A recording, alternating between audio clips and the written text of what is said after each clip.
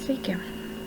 Na, dabar norėčiau parodyti, kaip suskaičiuoti pirminius balus, vidurkį ir Z balą. Tai kol kas apsitosime ties pirminiais balais.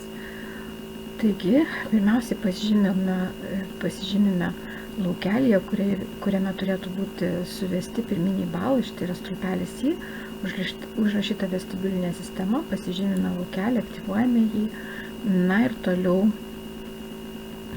pereisime prie formulės pasirinkimo. Mums reikės ir pasirinkti sumos formulę, tai yra automatinė sudėtis.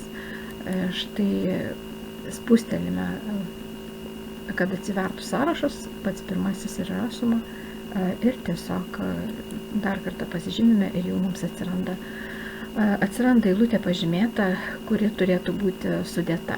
Tai dabar mums reikia tik spustelėti Enter klavišą ir suma atsiranda.